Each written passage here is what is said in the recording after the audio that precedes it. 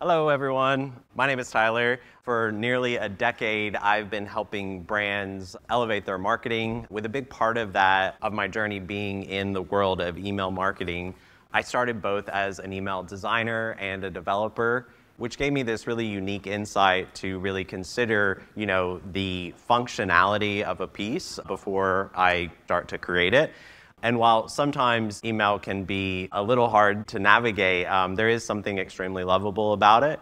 As my curiosity grew, I found that I had an interest in data and performance. All of that, exploring equipped me with the tools to design and strategize emails that not only look really good, but also function seamlessly with marketing teams. And then they also delivered some strong results.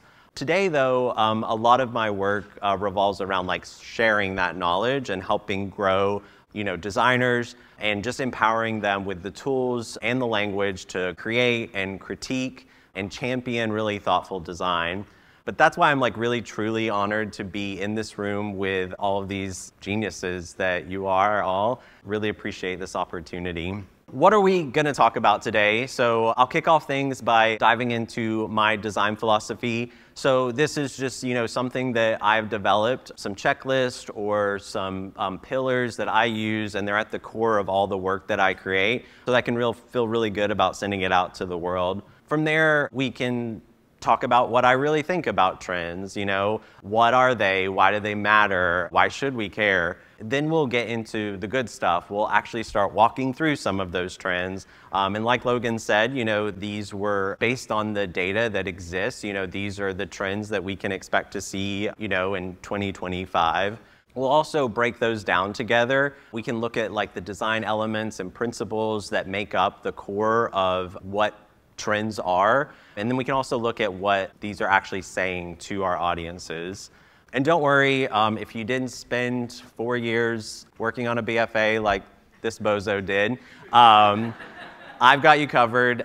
Design elements and principles are just the building blocks that any designer will use to create a visual composition. But knowing how to speak this sort of language really helps cross-functional teams communicate very clearly and with intention and, with effectiveness.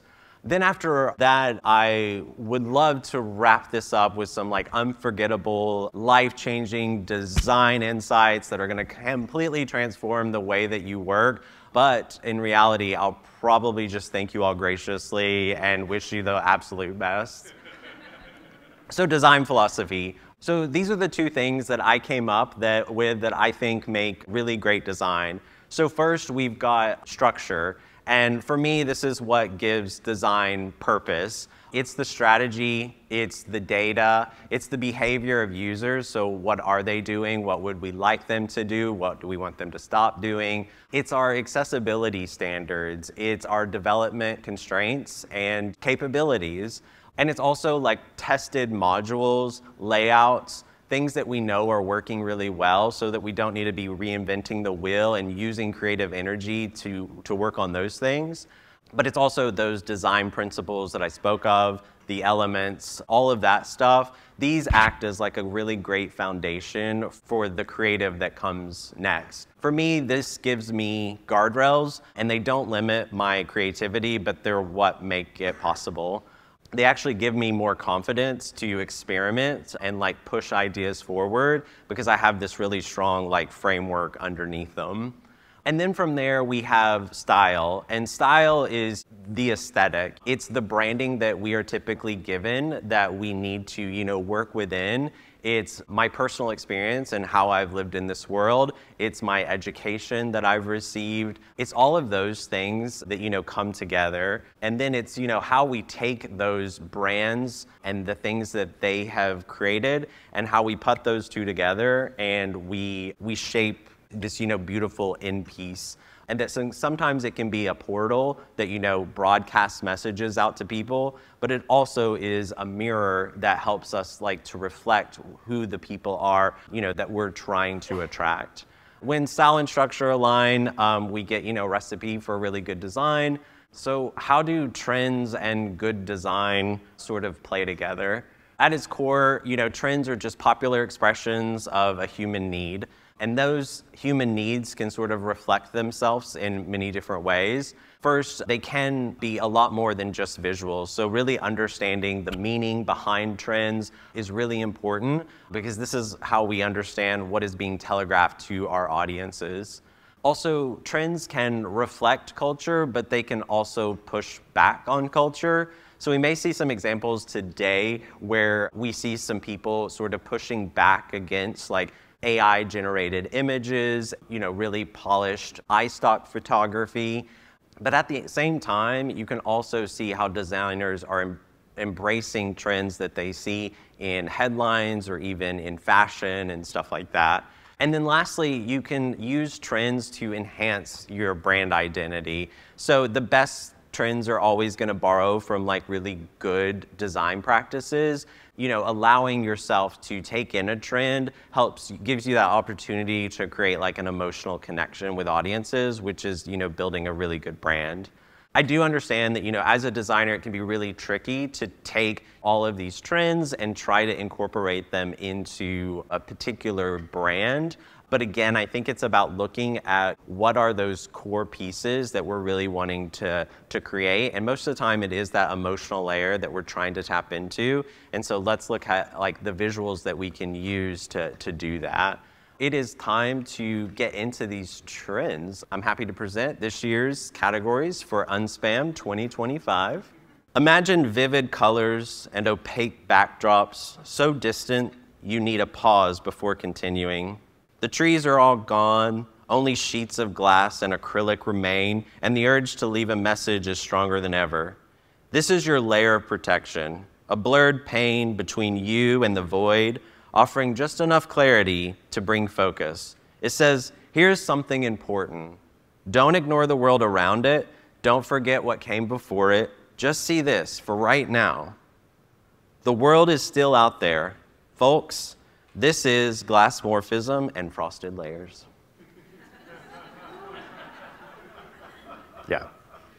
This trend is a lot about depth and softness. So some of the elements here that we see is value. And when I speak about value, I'm talking about the way that we use like color hues, usually from light to dark. So that's where we see a lot of these like background gradations where we're just seeing the plays of like light to dark. Texture is really coming in the form of, the frosted layer that is present. It also creates form, which is like a 3D element. 3D elements can be sort of created using 2D tools, but it's all about, sort of the illusion that we are playing with the eye. There's also emphasis, and emphasis can be two different things here. Emphasis, sometimes when we lay things in front of the frosted layer, we are obviously bringing it to the forefront, we are emphasizing it, but I also think there's something curiously interesting about putting it behind the glass, where it becomes intriguing and it's something that you want to know a little bit more about. I think here, that this is beyond the visuals that we see here. It is really about transparency, and it's about choosing what we want to reveal and creating, a sense of like intimacy, like a peek behind the curtain. It's not always just about like, well, what are we hiding, but also, like what are we choosing to show? Trend number 2, you said it was just a hobby.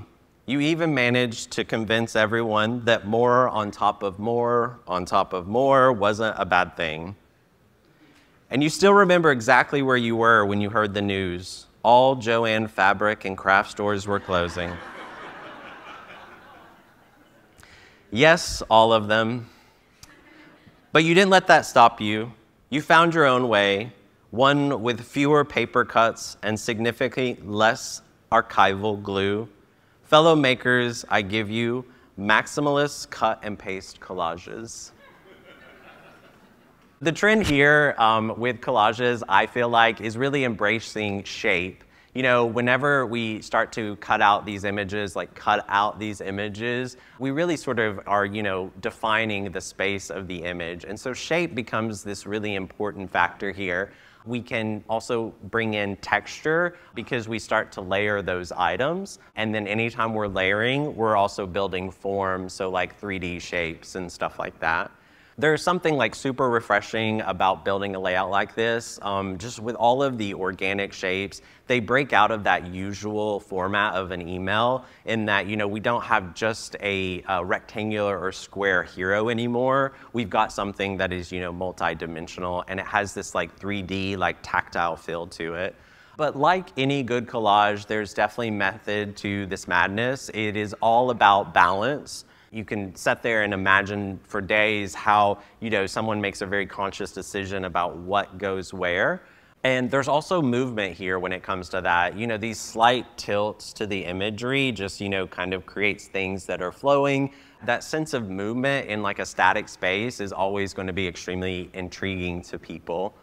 I think what really stands out here is just this like personal like feel that, it feels handmade. It feels like someone made very, conscious decisions, whether to like cut these things actually out or just, this arrangement that people do within, a screen. So I think it's really whimsical. It's full of personality, and it tells a story in a way that really cuts through a lot of the emails that are inside of inboxes. But I kind of feel like this is like art in a way that we just sort of rarely see. Move on to trend number 3. Oh, to be anywhere but planet Earth. You're not alone.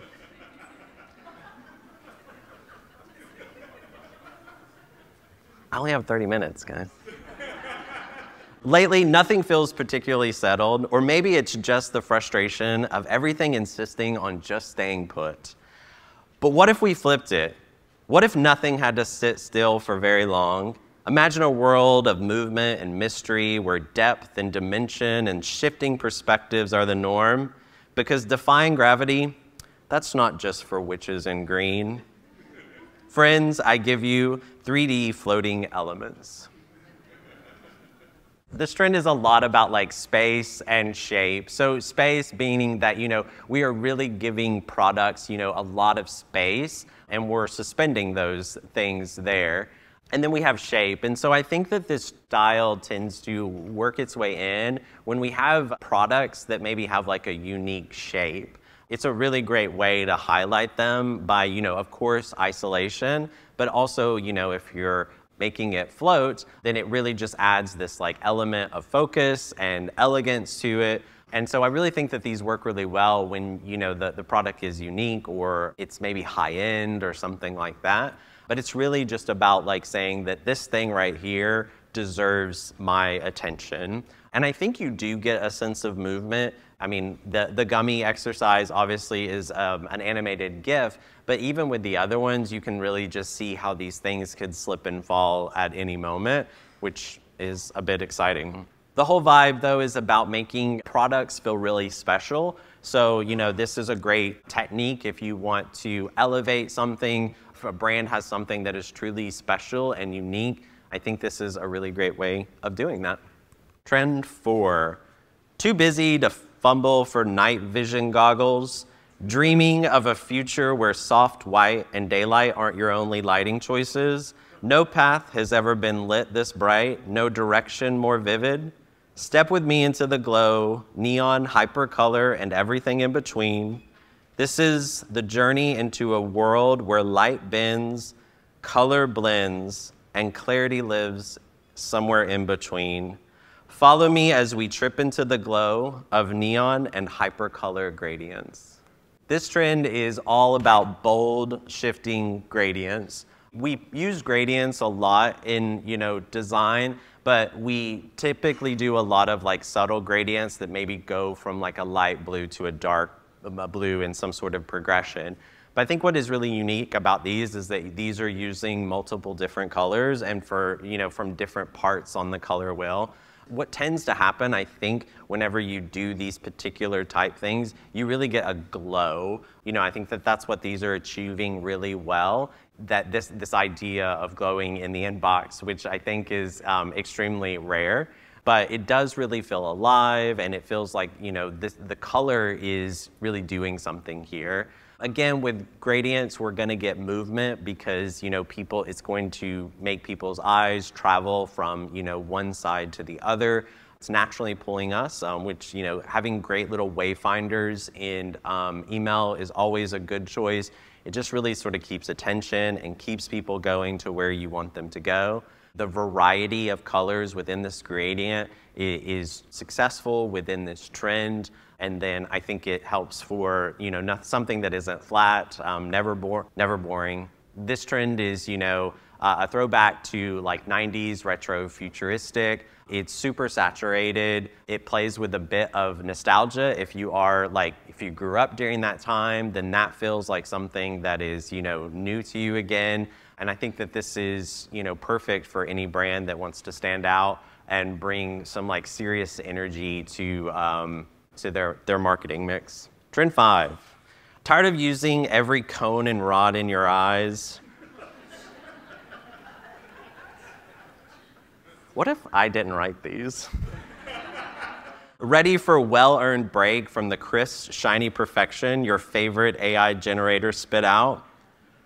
Forget good quality, yuck. Give us grain, give us grit, give us 35mm nostalgia, contrast at its peak, color stripped to its essence.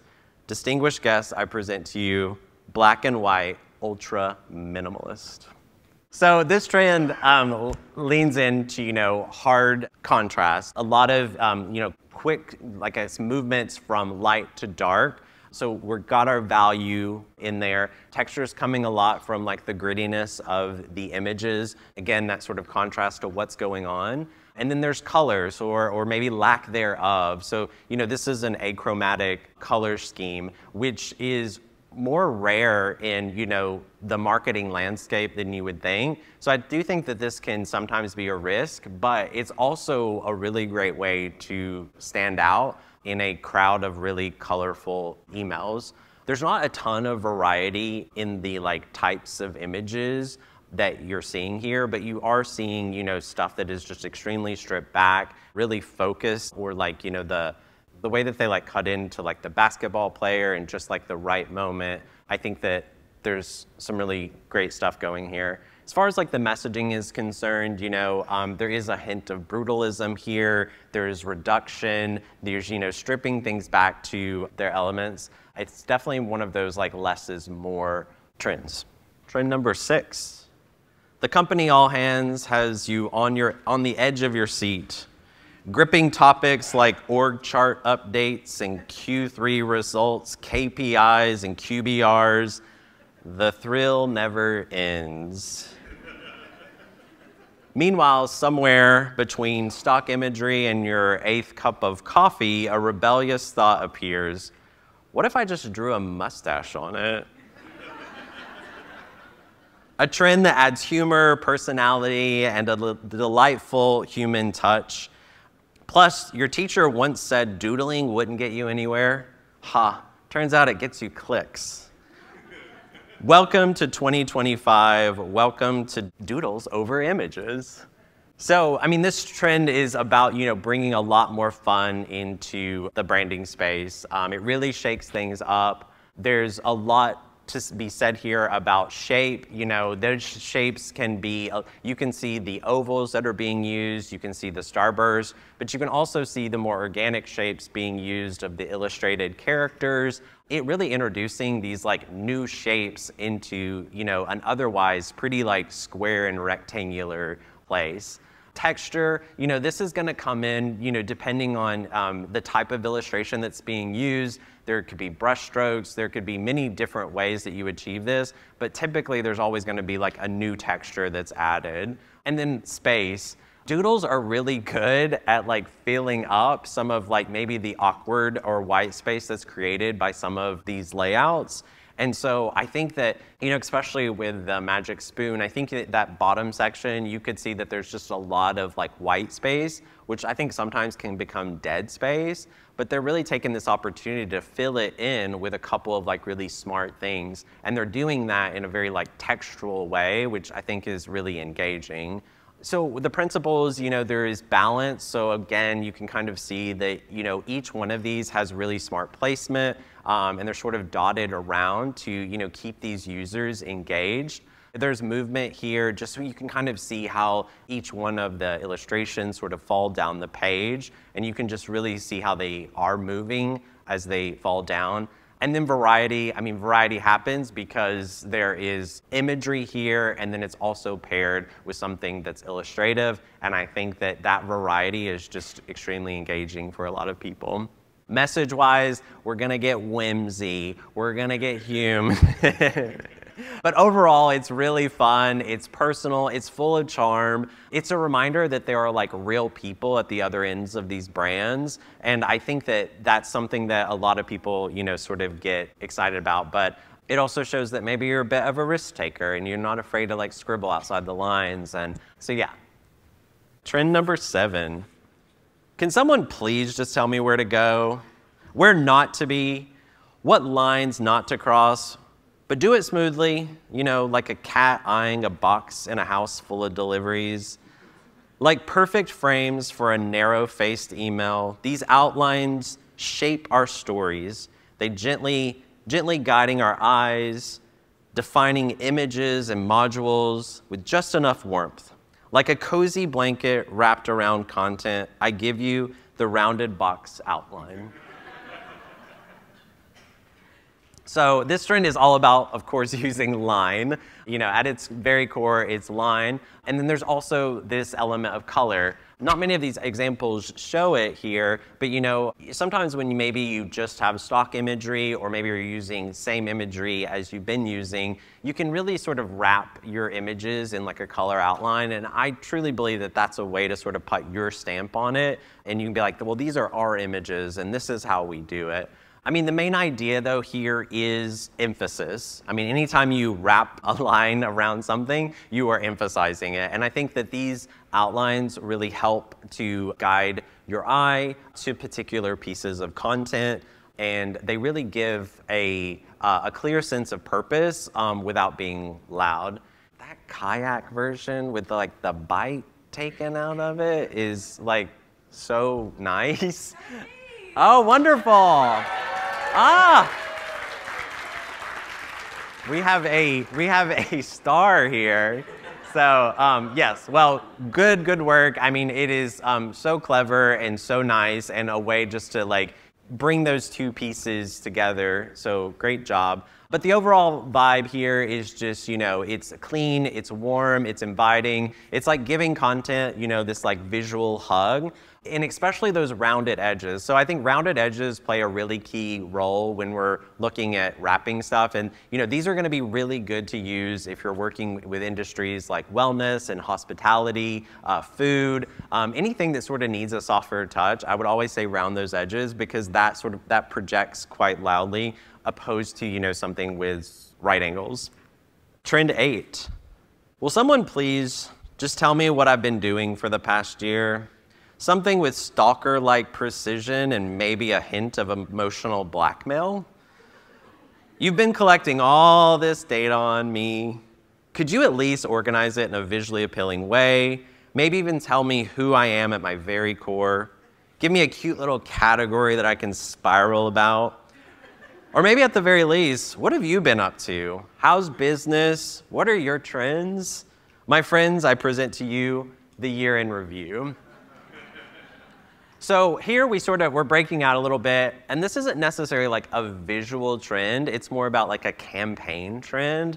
But I do think that there are things that are very standard about these particular types of emails. And so I would say that these trends tend to really be about bold shapes and even bolder type. So typography really gets to shine, I feel like, in these types of emails, and you can see that in these examples here. But big, like colorful letter forms, they instantly make these designs feel lively and unique. It's also a really great way to sort of set apart all the other emails that perhaps you've been sending out to your readers that probably led with an image. It's a great chance to also flex maybe some other pieces of branding that you normally don't get to use. So a lot of times brands will have like secondary color palettes and you rarely ever get to use those. But typically these are a really great spot to do that just because you sort of need them to go through all the categories. But yeah, it's a really great way to maybe embrace a trend or use some things that you normally don't use because this is sort of like a standout type of email. Proportion is really important here just because, obviously we're giving tons of proportion to the big numbers and then, a little less to some of the explanation. So it's, it's really about big number, little explanation, big number, little explanation. Emphasis also just naturally comes with that use of typography and hierarchy. And the message is bold typography, that's, it's saying you have something to say. Doing it this way is pretty obvious. Ordered lists. I think a lot of users love ordered lists. It gives them a sense of clarity. It also makes it parsable and easier to go through. It also shows that you have a point of view and that you have direction and that you're trying to send them, you're telling them how they should feel about this. So they do really well. And then of course, yeah, categorization is really common in these two. Again, I think categories is just another way of sort of defining your expertise as a brand. Is showing that you know how to edit things and you know how to group them, again, in a way that makes sense for a lot of your users. Trend number 9 is simply existing as a shopper in late stage capitalism not reward enough. Instead, we're hit with point systems that require a PhD, titles that sound entirely made up, and some low-key panic about whether your points are expiring right this second. Do you enjoy being told how special you are by a brand? Only to be handed a secret code of point tiers you need to decode? Are you anxiously awaiting the magical day you finally reach gold status? Is your keyring crying out for one of those tiny little plastic badges of honor to prove what a loyal little consumer you truly are? Fellow consumers, this is the loyalty program email. So here, again, more about a trend in the type of emails that are being sent out, but we see a lot of the same stuff of proportion and emphasis, giving lots of space for, that top section and letting people know, where they stand and what is the value and getting them, really excited about moving forward, hopefully spending more money. But the layouts tend to be really clean. There's clear structure, getting the value again right out there. And the tone, it's not always just about the perks. It's actually about how you can actually increase your status. So, we can definitely see some progress bars being put here. There's honorifics like gold member and elite and stuff like that. They're really about, making you feel like you're part of something special. It can also, feel like a really smart blend of data and design.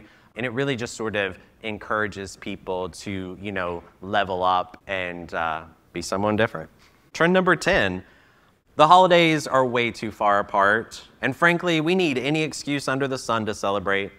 Let's expand our festive horizons. Let's get a little unhinged. To my knowledge, there's no law against advertising a holiday you and your team completely made up. And if it helps sell a product or build your brand, well, that's even better. Your email program could use a little levity, and these campaigns let you show off the lighter side of your marketing, injecting personality, humor, and the joy of celebration all in your strategy. Friends and fam, I give you non-traditional holiday campaigns.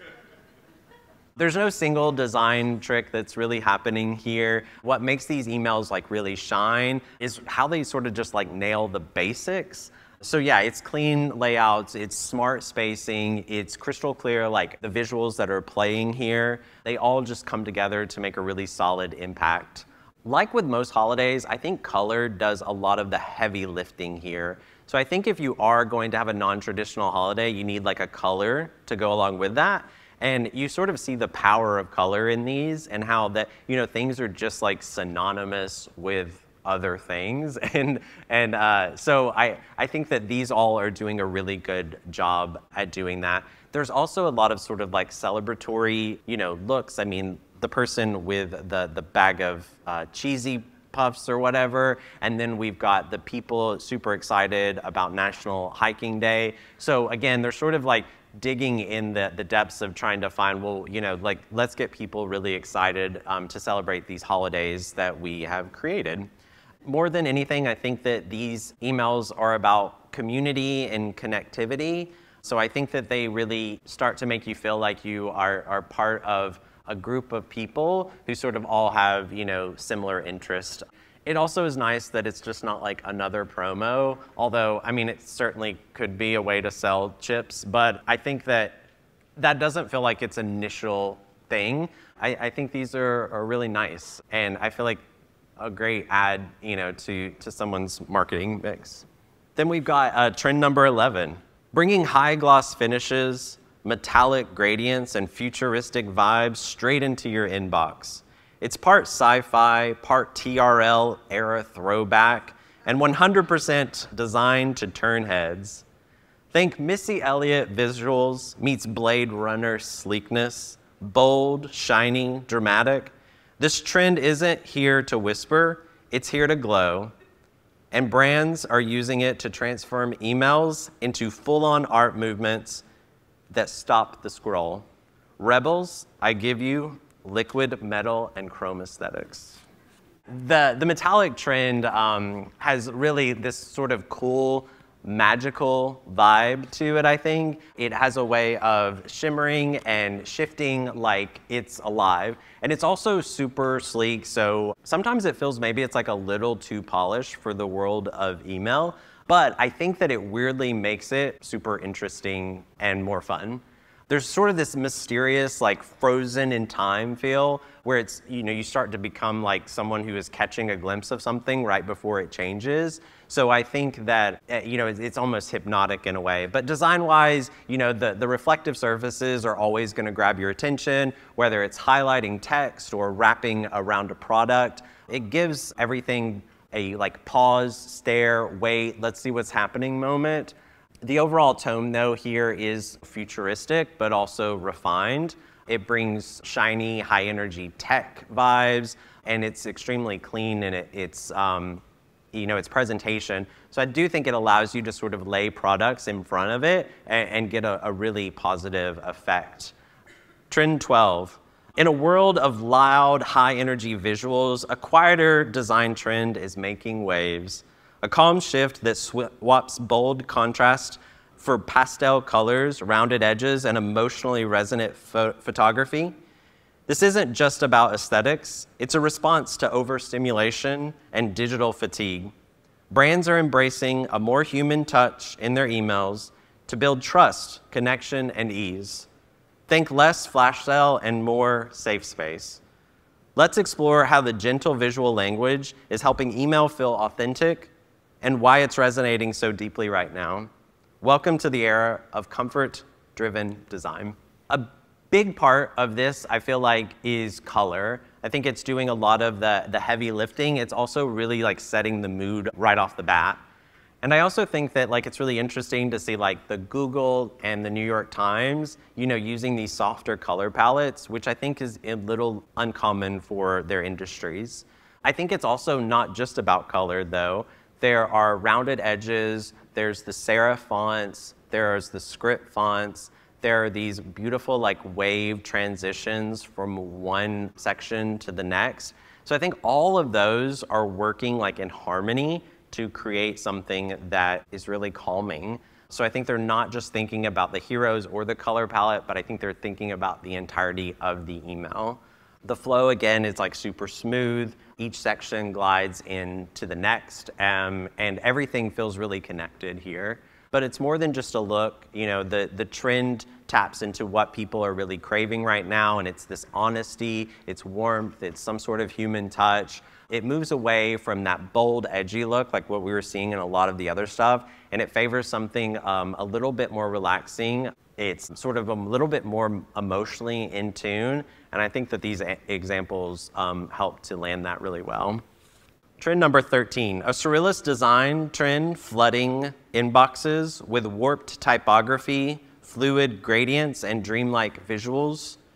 Imagine colors from another dimension, layouts straight out of a lava lamp, and vibes that feel more like a trippy art show than a marketing email. Inspired by psychedelics, but given a digital age remix, this aesthetic is bold, hypnotic, and impossible to ignore. It's not just design, it's an experience. Let's dive into the chaos and see why bending reality might be exactly what your email strategy needs. Dreamers, this is altered states. So these are really a lot about texture and color. So I think that there are blurs here, there are grains, there's this soft application of like noise to the imagery that really sort of all play together to make these sort of dreamlike statements. I also think that the colors are sort of radical too, and that they can go like one of two ways. They can be, you know, super bright and out of this world, but then they can also be like earthy and like, you know, like warm tones. So I think that that trend sort of makes these much like them. They sort of break the boundaries of, you know, their own trend. There is also a strong element of movement here. I mean, you know, again, using those gradients, the blur, those all, you know, are, you know, significantly telling the user about movement. There's also this really great texture with the Crink version. There's like the tooth of the paper is really visible. And when you experience it on mobile, when you're like dragging your finger, you know, up, it's almost some sort of mind mix up where you think you're actually touching paper. Really clever use of texture on their part. You know, the tone is chill, but it's also, you know, really intriguing. You know, it speaks to maybe this higher plane or, you know, some sort of like surreal approach at, you know, impressing these users. I also feel like it's a bit like aspirational in this sort of strange way of trying to, you know, get on another level. Trend 14, running on 12% battery, avoiding small talk in the takeout line, or maybe it's 2 a.m. and the lights are too bright and you're deep in a scroll spiral.